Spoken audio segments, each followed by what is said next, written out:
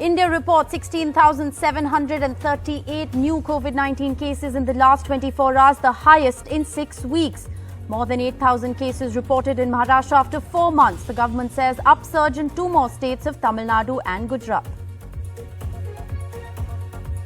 Maharashtra school declared a containment zone after 225 hostel students and 4 teachers test positive. In Rajasthan, however, schools reopened with 50% capacity for a month now. Priority vaccinations for school teachers among frontline workers. Dismissing arguments of mental health and poor Indian prison conditions, UK court rules PNB scam accused Nirav Modi can be extradited to India. India and Pakistan released a joint statement today, agree to strictly observe all ceasefire agreements along the line of control and other sectors. The Government of India announces new regulations for digital content and streaming platforms. Strict new oversight mechanisms and a code of ethics will ban content affecting the sovereignty and integrity of India.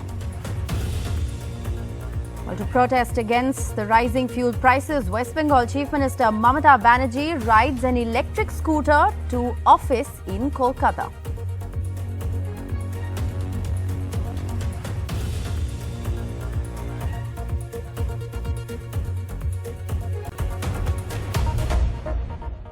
In a big single-day hike, India in the last 24 hours has reported over 16,700 cases, the biggest jump in over 6 weeks.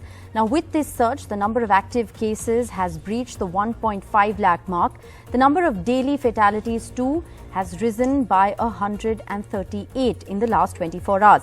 India's average daily cases is now around 14,000. This is the highest average daily cases that India has seen since the 23rd of January. The Government of India has now said that this upsurge in daily cases is being seen not just in the 5 worst affected states that we've been talking about, but has in fact added 2 more states of Tamil Nadu and Gujarat to this list. So in addition to the 5 worst hit states of Maharashtra, Kerala, Punjab, Madhya Pradesh and Chhattisgarh, now Tamil Nadu and Gujarat have also been added to the list. Tamil Nadu has seen over 460 cases in the last 24 hours. Gujarat is seeing over 380 cases in the last 24 hours. But the worrying story in the national capital as well.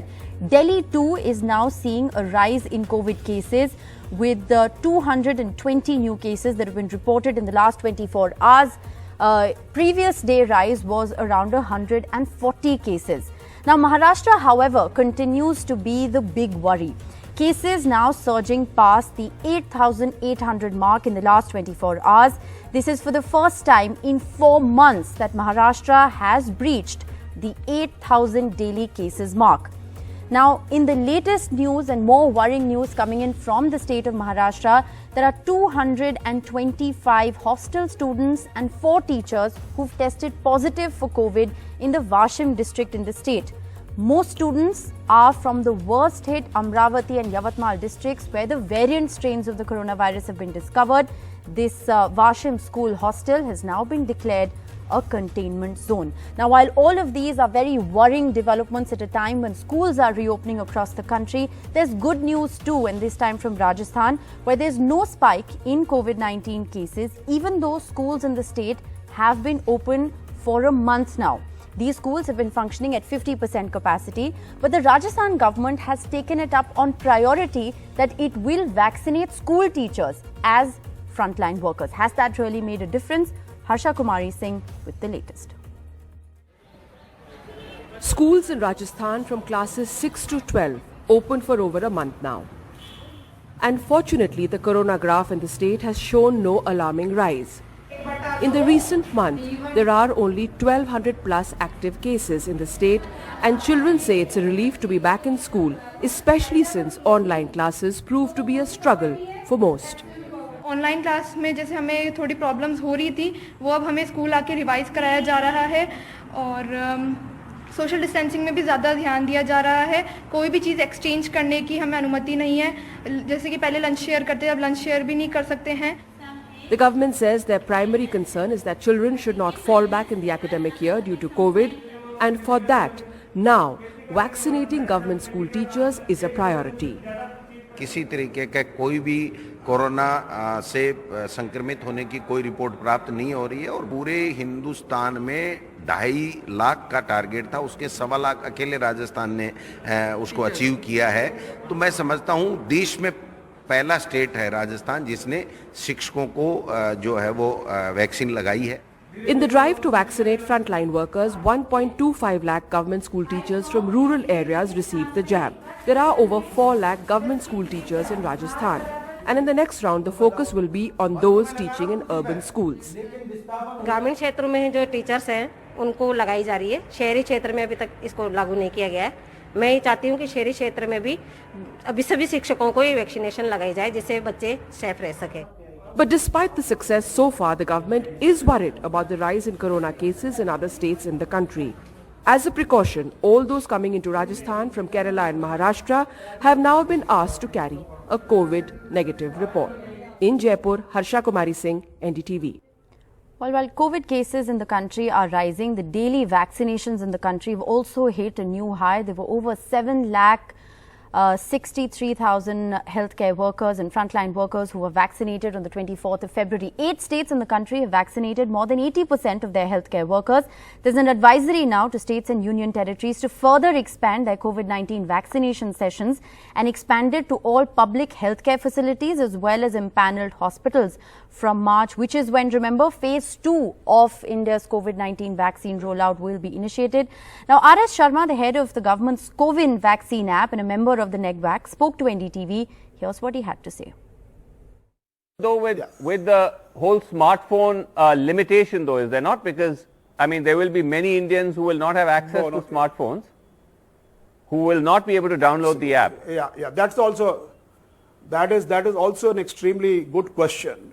What will happen, Srinivasan, is that we are not making it compulsory that you can do it from your own smartphone, number one. So you can do it from through a smartphone of a friend or person whom you know. That's number one. Number two, we are saying that on one smartphone, on one appointment, you can make in one mobile phone, you can make 4 appointments, which means that if I have a feature phone, I can use somebody's smartphone to make 4 appointments, and that message will come to my feature phone. You get my point? So and I can make appointments for 4 people, which means my 4 family members will be, and interestingly, all these 4 people can get different appointments also. Hope is just a few days away for people like 69-year-old Rishi Pal, a heart patient. Many doctors are being inundated with calls since Wednesday evening after the government's announcement opening vaccinations to the public above 60 and those above 45 with comorbidities. तो इस वजह से हम घर से कम निकलते थे, अपने घर पे ही रहते थे, जिससे कि परिवार की भी सेफ्टी हो जाए। अब टीका आ गया है तो लगवाएंगे, परिवार की सेफ्टी हो जाएगी ना। Once we are going to make the arrangement for the 50 people here and around 25 here, so in whole day we can step up by at least one more session, and we will be able to serve nearly 220 patients in a day comfortably, the way we are serving and without compromising any quality. Preparations are on at hospitals across Delhi to gear up for vaccinating the general public because the daily targets are about to double up as the second doses of healthcare and frontline workers will go on simultaneously. Chandigarh's Premier Medical Institute, PGI, is doubling its vaccination sites. Across the country, the target is at least 27 crore people. Here we have a lot of centers. We have 4 centers.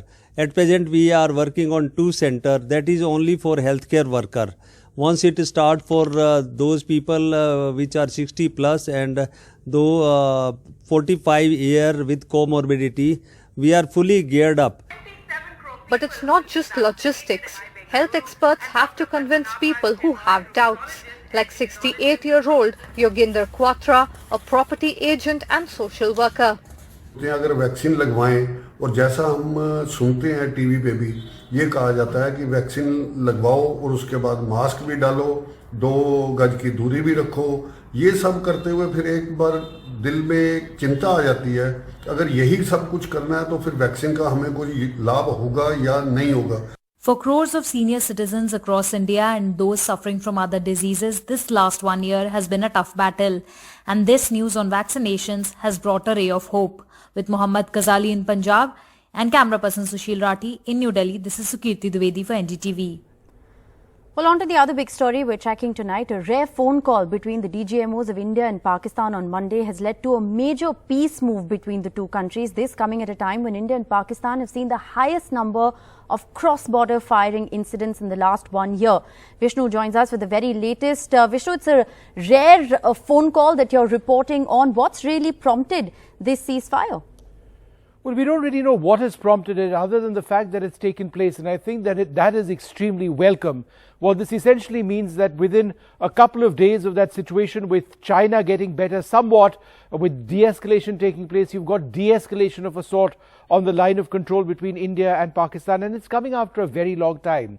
It basically means that both sides will stop their artillery duels. There will not be cross-border shelling. However, what's been made absolutely clear to me is that India will continue to maintain a very robust posture as far as the counter-insurgency grid is concerned. There will be no let-up on that. But the way it's worked is a couple of days back, the Directors General of Military Operation of both countries, India and Pakistan, spoke to each other. And then they decided that, look, as of 12 a.m. this morning, India and Pakistan would reinforce that ceasefire. Now, that ceasefire is interesting because, remember, it was in 2003 when India and Pakistan agreed to a ceasefire on the line of control. That went up to 2016. And then there was the Uri terror attack, after which, both sides started firing and attacking each other. In 2018, there was an effort by Pakistan to try and get the ceasefire working again. That didn't work. India felt that Pakistan was not sincere. And in the last couple of years, we've seen unprecedented levels of shelling on both sides, attempts by Pakistan to infiltrate our territory, and the Indian Army's response to all of this has been fairly robust. But now there is this move, and it's great that it's a joint statement which has emerged from India and Pakistan to say that, look, let's get back to the ceasefire, everybody waiting and watching to see if it lasts. All right, a significant development there, given the fact that 2020 was when we saw the highest cross-border firing between India and Pakistan along the LOC. Let's now shift our focus to the other big story we're tracking today. A UK court has ruled that Nirav Modi can be extradited to India. The court dismissed arguments about his mental health and the poor condition of Indian prisons. The court said that there is evidence to convict Nirav Modi in relation to defrauding the Punjab National Bank. Here's more. 2 years in a prison in London, 7 bail petitions rejected, and now extradition to India cleared by a UK court. But it may be months before a final decision on Nirav Modi's extradition is actually taken. Nirav Modi appeared in court via video conferencing from the prison in Wandsworth, where he's been housed since his arrest 2 years ago. He sported a beard until his throat, he wore casuals, he looked much leaner and wore a stark expression all through the 50 minutes that the judge read operative parts of his verdict, the expression of uncertainty. The judge made some sharp remarks while pronouncing his verdict in the extradition case of fugitive Nirav Modi in the Punjab National Bank scandal. Nirav Modi has a case to answer in India, the judge said. He added, satisfied that there is enough evidence upon which Nirav Modi could be convicted in relation to defrauding the PNB. A prima facie case has been established. Modi's diamond business did not seem legitimate, and the process followed by Punjab National Bank to issue letters of understandings appear dishonest. Indian authorities have reassured that there is enough access to light, a bed, a newly decorated bathroom, and Nirav Modi can have access to private medical care for his mental health issues, including depression. So what's next in the Nirav Modi extradition matter? The UK Home Secretary has 28 days to approve the decision on extradition. Nirav Modi can apply for permission to appeal against the verdict in the UK High Court. It may take months before the High Court hears the matter if the permission to appeal is granted. Like Vijay Mallya, Nirav Modi can apply for asylum in the UK as a time-buying tactic. Meanwhile, Nirav Modi's properties, including the Samudra Mahal flat in South Mumbai and a plush central London apartment, have been confiscated. Immovable and movable assets belonging to him have been seized as part of the investigation in the PNB scam, where Nirav Modi allegedly took loans to the tune of 14,000 crore rupees in connivance with allegedly corrupt bank officials of a branch in Mumbai. Nirav Modi has legal options now to pursue, and he even has a precedent in Vijay Mallya to delay and challenge the extradition to India. But by now, even authorities in the CBI and the ED have understood and clearly executed moves in the UK to resist loopholes and to ensure that all roads from here lead to India. Later, if not immediately. Radhika Iyer in London, NDTV. Well, we'll keep a close watch on all those developments. The government, meanwhile, today has announced new rules to regulate digital content, featuring a code of ethics which prescribes for the very first time how digital news organizations, social media platforms and OTT streaming services will be regulated by the government. There should not be double standards. If an attack is there on Capitol Hill in Congress, then social media support the police action. But there is an aggressive attack on Lal Killa, the symbol of India's freedom, where our Prime Minister swore the national flag. You have double standard. Making the intentions clear, the government has announced far-reaching changes into how tech giants like Facebook, YouTube and Twitter operate in India. Content can be blocked by the government, though the Information and Broadcasting Minister says there will be safeguards. All media platforms must have the same justice system.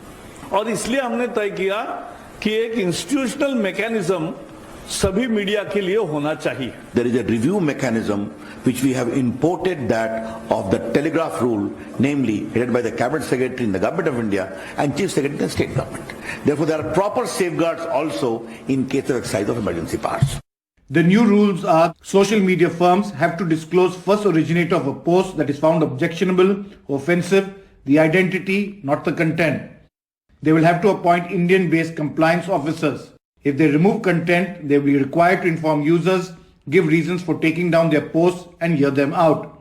Digital streaming and social media platforms must have a grievance redressal system. Register user complaints in 24 hours and address it within 15 days. Appoint nodal contact for 24/7 coordination with law enforcement agencies. Set up provisions for voluntary verification of users.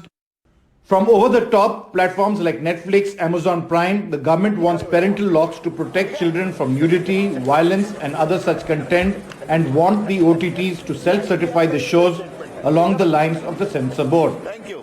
Significant social media platforms with over 50 lakh users have been given 3 months to comply with the new rules. In New Delhi, Sunil Prabhu, NDTV. Well, petrol and diesel prices are at a record high, and LPG went up for a third straight day in Bengal, crossing 800 rupees a cylinder. Mamata Banerjee today launched a novel way of protesting against the rising fuel prices by riding an electric scooter to work. Mamata, the protester, is back on the streets, only this time on a battery-operated scooter or e-bike. Ditching a 15-minute car ride to office, she hopped onto a battery-operated scooter this morning. Mamata Banerjee on an e-bike. Now she's going to the state secretariat from her home on this e-bike. This is in protest against rising fuel prices that she has been raising. Now she has hit out at the centre, blaming the centre for the rise in price hike. You can see Mamata Banerjee on that e-motorbike. In Bengal, a litre of petrol costs rupees 92 and 12 paise. A litre of diesel is rupees 84 and 20 paise. And an LPG cylinder after last night's hike is rupees 820 and 50 paise. A press conference outside her office complex was also a statement.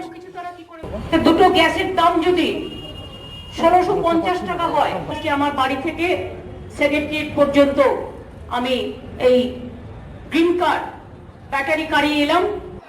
Mamata's scooter drove past the BJP office just as JP Nadda arrived to flag off a campaign. At a rally at Barakpur, he warned that the BJP was bringing a vaccine against tolabazi or extortion, a frequently used BJP charge against the Trinamool. ममता जी, ये पूरा sufficient नहीं है. अभी बहुत से टीके बंगाल को लगने हैं. और तोलाबाजी विरुद्धे टीका लगबे, चल चोर विरुद्धे टीका लगबे. त्रिपाल चोर विरुद्धे टीका लागबे एक कॉट मनी विरुद्धे टीका लागबे. Unfazed, Mamata was back on the streets again in the evening, again on a scooter, but this time on the driver's seat with a little help from friendly policemen and still in attack mode. কালকে তো দেখলেন ময়দান স্টেডিয়ামও হয়ে গেল স্টেডিয়ামের দুই পাশে দুই ভাই हम दो हमारा दो हो गया. While JP Nadda attacked with the BJP's favorite punchline, the Tolabazi line, Mamata Banerjee did something different. Not only did she ride an e-bike, she kept the focus on people's issues, the petrol diesel price hike. In Barakpur, with camera person GD Shankar, Saurabh Gupta, NDTV.